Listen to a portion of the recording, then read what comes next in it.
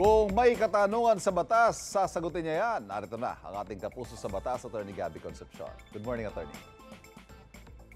Magandang umaga din sa iyo, Ivan. Ako, Lunes na Lunes, may paalala agad ako sa inyo. Ingat po, panoorin niyo po ito.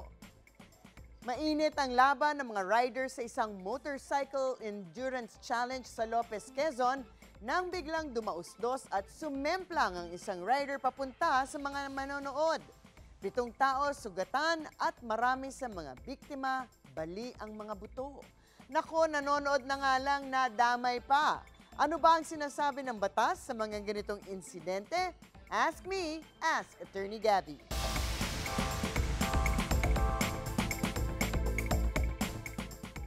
Attorney, hindi lang sa motorcycle endurance pwedeng mangyari ito. Marami pa namang mahilig manood ng mga pa-contest, lalo na yung exciting ang mga laban. Kahit sa basketball nga, pwede may matamaan pa ng bola. Paano kung nagkaroon ng aksidente at nadamay ang audience? Ano po ang habol?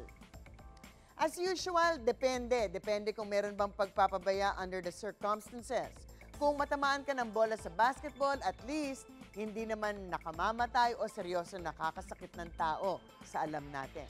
Pero iba siguro ang sitwasyon kung mga involved nga ay mga mababilis na sasakyan on the open roads. Kayo po ang humusga kung sa palagay ninyo ay okay lamang na magkaroon ng mga mababilis na mga motorsiklo sa mga pampublikong lansangan nang tila walang harang o barikada yata, o kung meron man mukhang hindi naman sapat under the circumstances.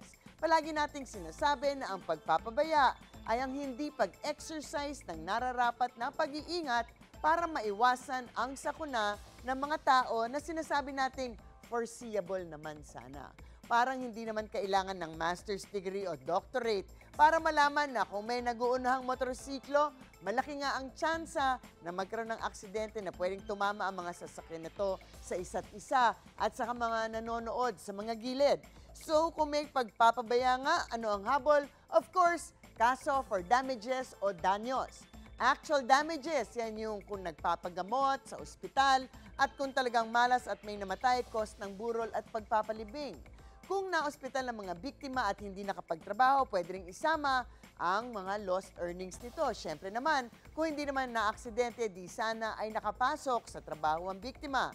Maaaring may moral damages for pain and suffering ng biktima or kung may namatay para sa hinagpis at paghihirap ng mga namatayan.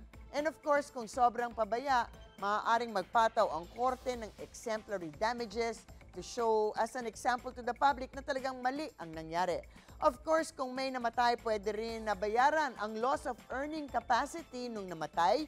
Yung kinita sana ng biktima kung hindi naudlot ang buhay niya, pwedeng i-compute ng korte ito base sa life expectancy ng isang tao.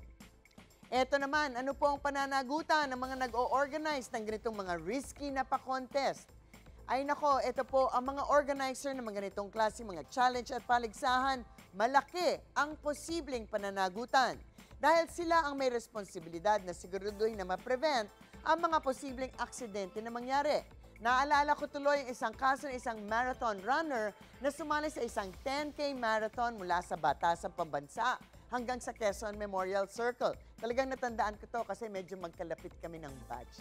At syempre sa lansangan ang takbuhan. Sa kasawiang palad, merong humarurot na jeep at nasagasaan ang marathon runner na ito. He was only 18 years old at that time at student ng UP Diliman. Sa kasong ito, naubabot ng 37 years bago nagkaroon ng closure ang kaso at ang pamilya ng biktima. Sabi ng Korte Suprema na nagkaroon ng pagpapabaya ang mga organizer ng marathon dahil hindi nila sinigurado ang safety mga runners na tumatakbo ng malapit sa mga sasakyan sa busy na lansangan. Pwede naman daw unang-una pumili ng ibang ruta na mas safe para sa mga riders. At higit sa lahat, kulang ang mga taong kinuha para magbantay sa mga nakilahok na tumakbo sa daan. So kailangan suriin ang mga insidenteng to kung meron ng pagpapabaya at kayo na ang humusga. Ang mga usaping batas, bibigyan po nating linaw para sa kapayapaan ng pag-iisip. Huwag magdalawang isip. Ask me, ask Attorney Gabby.